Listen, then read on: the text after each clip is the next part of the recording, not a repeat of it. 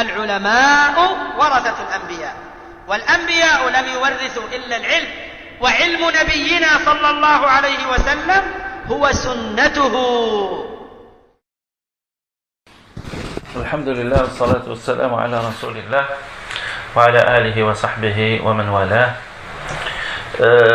أود في هذه الكلمة أن أسجل وبصوتي شهادتي، وهذا بعد أن بلغني أن أحد الإخوة ممن انتقد أخينا الشيخ محمد شلبي في بعض القضايا والمسائل أنه ذكر، وهذا على سبيل الإنكار عليه والإنكار على غيره، وهؤلاء الغير قصد بهم من يزكي أو زكى أخونا الشيخ محمد، وأنه لا نشاط له في الجزائر البتة، وأن نشاطه منحصر في الغرفة الصوتية مع الفرنسيين، بحجة أن الرجل لو كان له علم وإخوانه بإمكانهم أن يستفيدوا منه لكان نشاطه في بلده قبل غيره من البلاد. أقول هذا محض افتراء، وكان الأولى بهذا الأخ لو كان ناصحا أن يتصل بهؤلاء الذين زكوا الشيخ محمد أو الذين يعرفونه، بل والذين نشأوا معه في هذه الدعوة المباركة التي نسأل الله تبارك وتعالى أن لا يميتنا إلا عليها، قبل أن يتكلم، وخاصة إذا كان الكلام في مجمع من الناس، وخاصة إذا كان المقصود من هذا الكلام أن يذاع وينشر في الآفاق. هذا في الحقيقة ليس من منهج أهل السنة والجماعة، وهو مخالف لما ينبغي أن يكون عليه السلفيون.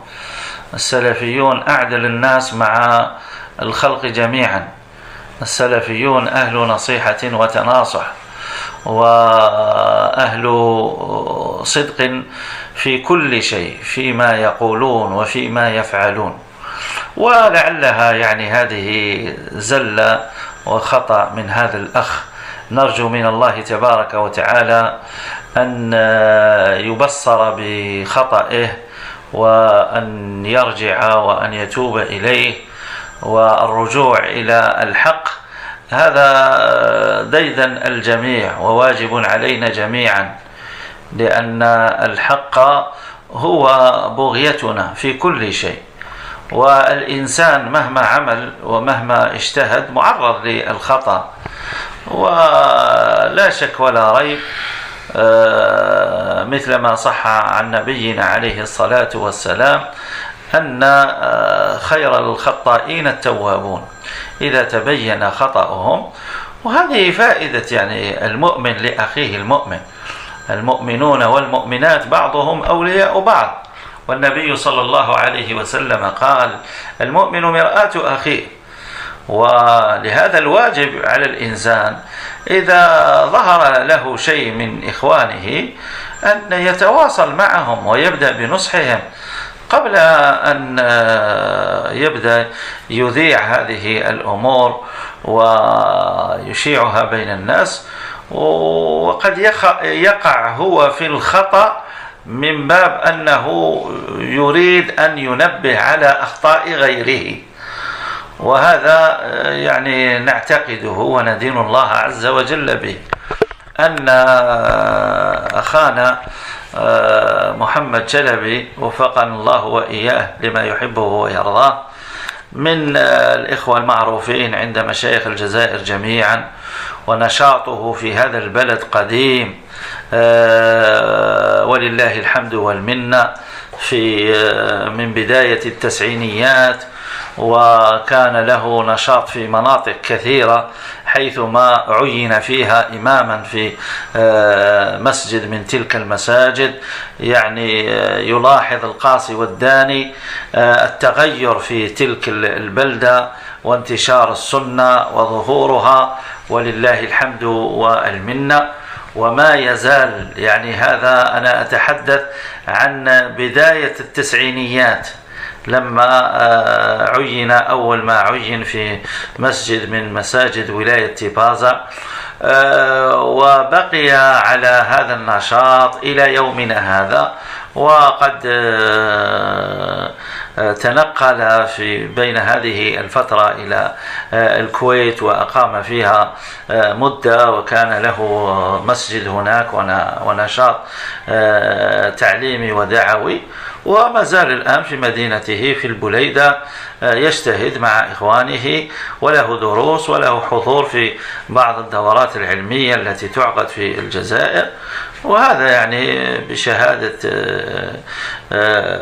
جميع المشايخ ممن يعرف الشيخ محمد حق المعرفة، والله تبارك وتعالى أعلم. وما شهدنا بهذا إلا إحقاقا للحق وبيانا له، والله تبارك وتعالى أعلم. Louange à Allah, et que la prière et le salut soient sur le messager d'Allah et sur sa famille et ses compagnons et ceux qui le suivent.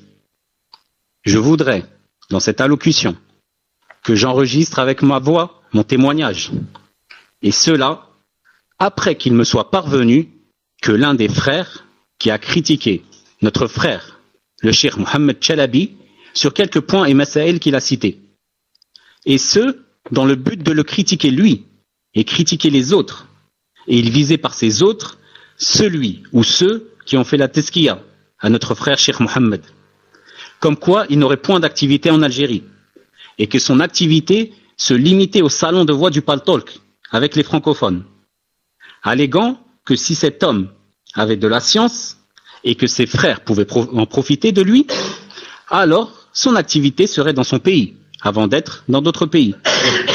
Je dis, donc Cheikh Azhar dit, je dis, ceci est un pur mensonge, et il aurait été préférable à ce frère, s'il voulait vraiment la nasiha, de contacter ces personnes qui ont fait la tezkiya au Cheikh Mohammed, ou bien ceux qui le connaissent, ou bien ceux qui ont grandi avec lui dans cette da'wa bénie, que je demande à Allah tabaraka wa ta'ala de nous faire mourir que sur elle.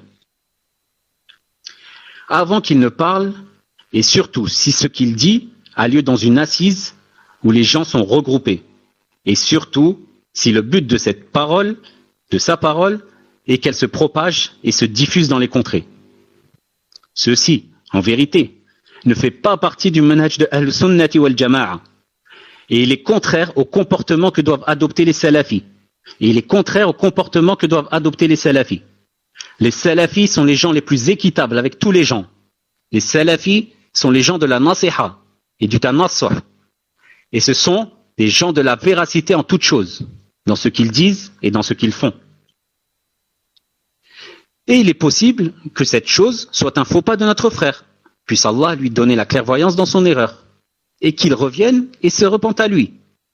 Et le retour vers le haqq est l'aspiration de tout le monde, et une obligation pour nous tous, car le haqq, c'est notre but dans toute chose.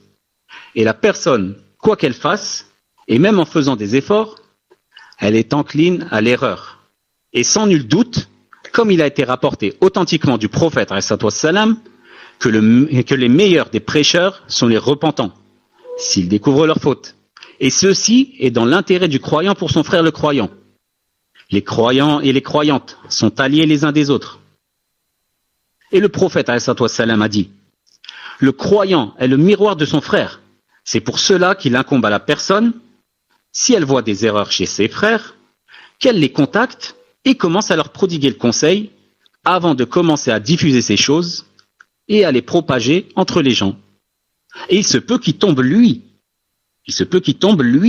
dans l'erreur, alors que son but est de vouloir montrer les fautes des autres. Et ce qu'on atteste, et on adore Allah Azza wa Jalla avec, c'est que notre frère Mohammed Chalabi, qu'Allah nous donne le succès à nous ainsi qu'à lui dans ce qu'il aime et ce qu'il agrée.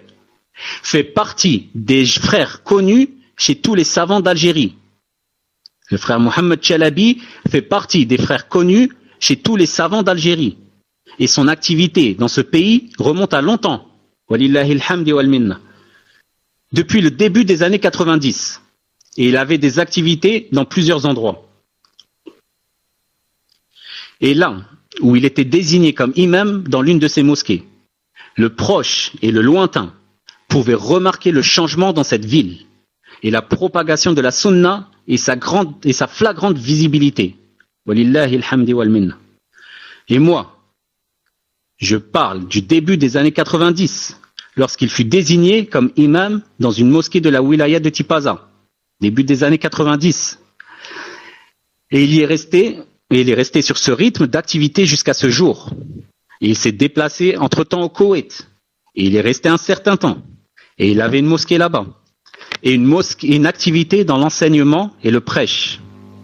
Et il est, jusqu'à présent, dans sa ville à Blida, en train de faire des efforts avec ses frères. Et il donne des cours. Et il est présent dans certains séminaires scientifiques qui ont lieu en Algérie.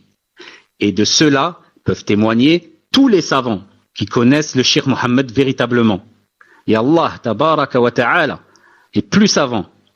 Et on n'a témoigné de cela que pour faire triompher la vérité et la montrer. Et Allah, tabaraka wa ta'ala, est plus savant. Et ce message, ceci donc, a été enregistré, comme l'a dit Cheikh Azhar, en cet après-midi du jeudi 23 Sha'ban 1436, le jeudi dernier, qui correspond au 11 juin 2015.